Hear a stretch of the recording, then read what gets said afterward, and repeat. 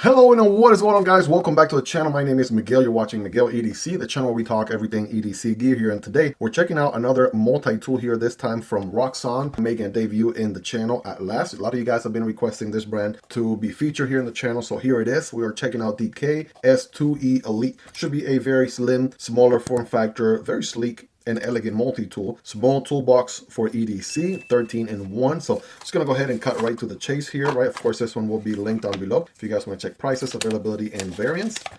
There are our instructions. We'll come back to these if needed here later in the video. And let's go ahead and keep moving forward. Here we go. All right, comes in this nice little fabric pouch with a nice little strap there for your belt for vertical carry. Roxon logo there in the front and the Velcro, right, to secure it in place. We have the multi-tool here, which again, very slim, right? Check that out. I'm gonna get to that in just a second. And it actually comes with a set of bit drivers here, so that's looking pretty good. We'll check those out in just a minute. I'm just gonna go ahead and take them out. All right, but let's go ahead and see if we can figure this out on our own here. I always like to kind of go in blind, especially when I'm checking out a brand new brand like this one. First things first, right? Very small form factor, a little bit on the thicker side, but I'm sure it's packing a punch here with all the different tools. Again, 13 in 1. Right away, I'm noticing the carbide ball there for the glass breaker. So that's there. On that end, we do have a deep pocket carry clip, which is good. It's got the Roxon branding on it. And so, yeah, it looks to be very straightforward. We have this thumb stud right here, though. So this would be probably a rollout blade. That's what I'm talking about. It is on a liner lock. So we got this liner here, D2 blade. It's going to be a drop point blade with a flat grind going on. So very straightforward. Maybe spear point, if anything, as well. So flat grind for sure, satin finish. And we can go ahead and, yeah, it does lock in place. So it is a locking blade. And a lot of you guys definitely like to know those details. So it is on washers. And then it just falls back in place. That's nice. I'm going to go ahead and use my nail here to take this out. Whatever this is under spring tension. I'm assuming scissors. Okay, that does lock in place. That is satisfying. And bam! Holy smokes. Check out the scissors to handle ratio here. That is crazy. I have seen some big scissors here on some full-size multi-tools and whatnot, but man, these are pretty big. I think they are going to give some other multi-tools a run for their money. They're spring-loaded, which is always nice. And let's take a look here pretty quick. Oh yeah, paper all day, every day, no doubt about it. Cardboard. I'm definitely gonna cut some cardboard as well. So yeah, some very powerful scissors right there, no doubt about it. And when you're done, simply fold this handle here and then just fold them away. All right, very nice. I mean, that is pretty impressive. Not gonna lie right there. Now we have this thing, and I'm pretty sure this has to do something with, oh, there it is. It actually helps you move the tools out. So if you didn't have that, you will have to kind of, need a nail nick or some sort of something to pop out the other tools. But check this out. Got this little lever or lever, whatever you want to call it. Push it out here and bam, it actually raises these tools for ease of access.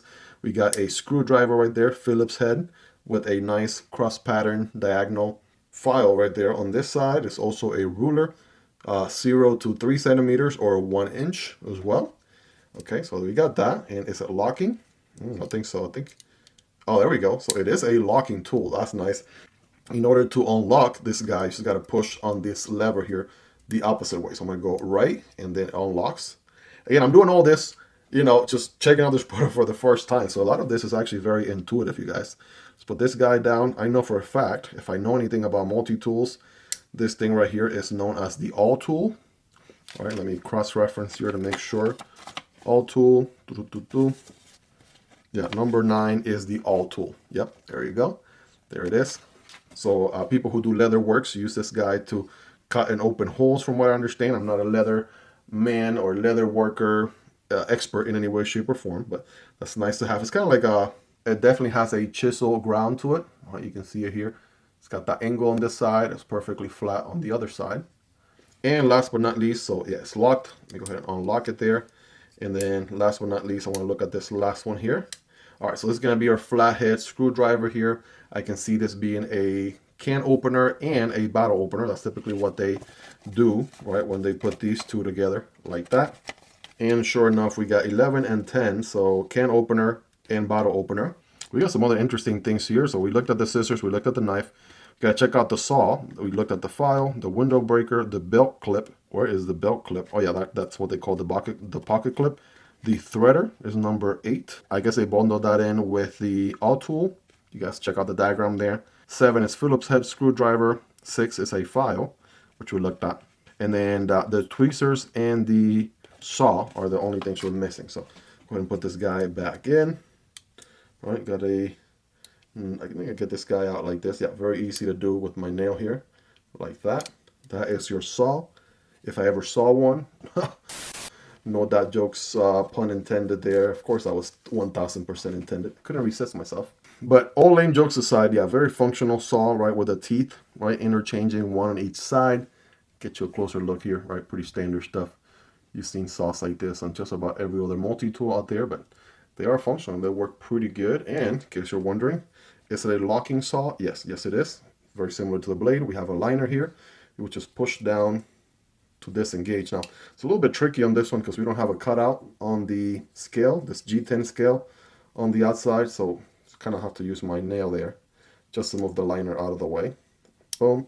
We do have Elite branding right there on the side, and we do have some tweezers somewhere. All right, using my intuition here, see if I can snipe them out. Check that out. They are actually in the handle of the scissor. So that's let's see, it looks something like this. If I take the scissor handle out, right, and wow, look at that. That is where the tweezers are at. I would have never found that, by the way. So sometimes I try to do as much as I can without the instructions, but there are times where, you know, those come handy. So yeah, some small tweezers. It's nice to have them and not need them, than need them and not have them. So definitely going to, you know, work pretty good on the pinch, and it's nice and out of the way storage for them, which is pretty neat. Man, I think that's about pretty much everything on this guy. Again, making a great first impression here. And of course, we got the actual tool. So let's see how this works. So if I take out my Phillips head screwdriver, I notice that it's a little bit square here in the front. So that means I can use this guy. So this side or this side? There we go. This side. So that now gives me a socket right there. So I can use, right? Looks like we have multiple different bits here. We have T6 through T8 and T10. So T6, T8, T10, 2.0 flathead, HB, H3.0, H4.0, and then we have PH for Phillips, PH2, PH0, and PH00. All right, those are your Phillips right there. You can go ahead and take a closer look there, by the way, in case it was a little bit confusing. There you go.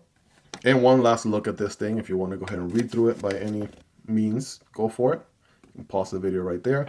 But yeah, this should be very straightforward here. So I need a little bit of a thicker Phillips head screwdriver here. All right, no butterfingers. Pop this guy in like that. Get to work. All right, it's nice and aligned here. So kind of gives me that very close to a screwdriver feel as possible. Maybe I need a T8. So this is what I use a lot, right, on a daily. If I need a T8 for my knives, or a T6, right, or a T10, right, they got those right here. Nice and oiled, by the way. Let's do some quick size comparisons here just to give you a ballpark where this guy lands. I can tell you right now, one of the biggest competitors to this guy is going to be the Nextool E1. This one does have an aluminum scale on it with some milling going on there and very similar tools. All right, so check that out. Very similar in size as well, maybe just a hair shorter, with a deep carry pocket clip as well. It does not have this cool feature though, this little lever mechanism here to lock and unlock the blades. So I'm really digging that. That is definitely making a great first impression there on this Roxon. We have the, of course, timeless SOG power pipe. You can see them. I'm going to do, you know, folded sizes first, just to kind of showcase what that would look like. If you go up in size to more hardcore tools like the Phillips Multitool right there, or the Roxon Gen R, well, that gives you an idea for a hardcore, right, heavy duty or heavy use multi-tool. And last but not least, we got the Nextool Flagship Pro, and we have the Leatherman Free P4. All right, take a look at them right there. Those are some of the multi-tools we feature here in the channel. They all have videos as well, so if you want to look them up, just put the multi-tool name Miguel EDC and you'll find that video right away. We don't have pliers on this one, so I guess we'll do, let's see, what are we doing? A scissor comparison.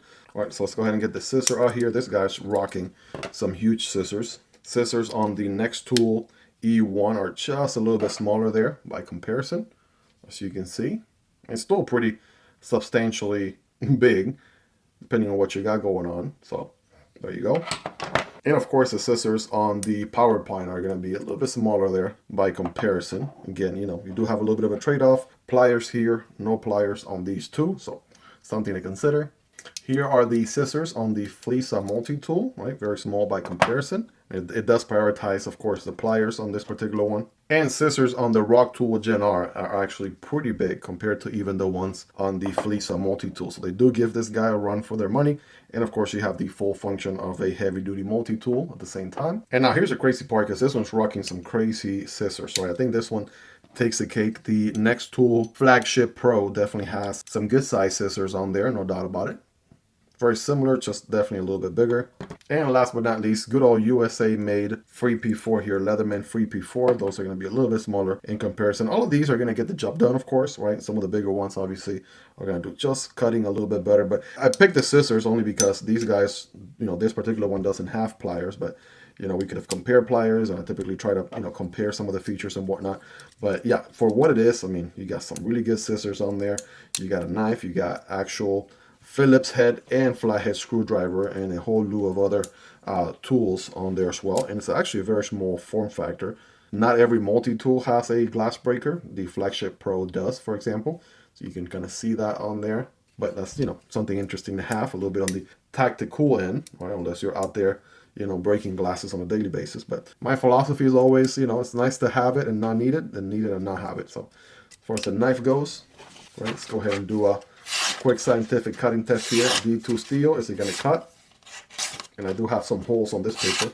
From another video, we were doing a little bit of a stabby-doo action. So, yeah, is it going to cut paper? The answer is yes. Definitely going to cut on the fly. Probably not going to be a dedicated knife, but in a pinch, I mean, it definitely functions as a knife pretty well. And of course, some cardboard here. When cutting cardboard, don't cut perpendicular, but at an angle. So it's going to look something like this. Oh yeah. I mean, come on now, all right? Definitely went through that cardboard pretty quickly, very easily. Why don't you guys rate this thing in the comments on a scale from 1 through 10? How sharp is it, right? Rate that factory edge. Y'all let me know. Well, there you guys have it. That is the Roxon. Again, this is the KS2E Elite, right? Multifunctional knife, or multifunctional. It's interesting, they call it a multifunctional knife instead of a multi-tool. So I'm not sure if they're playing with the keyboards there or what the deal may be, but very nice offering here. This thing is actually very affordable by the time you're watching this video, obviously. I would have linked down below everywhere you can pick it up. And again, it does go into that sheath pretty well. If you do want to use that option, it gives you the extra pocket there for the different bits for the driver, which is nice. And you can rock it that way, or you could use the pocket clip and just carry it that way instead, right? You just probably have to carry these, you know, bits somewhere else, or maybe it's a light carry, right? You probably won't need those as much, and you just carry this thing in the pocket. And it's definitely going to get a lot done here with just one product. So guys, let me know your thoughts on this one. What do you like about it? What do you love about it? Is there anything you dislike about it? Hope you guys really enjoyed this one. If you made it to the end, you're the real MVP. Hope you guys have a wonderful rest of your day. Take care, and I'll see you on the next one, either this one or this one. Peace.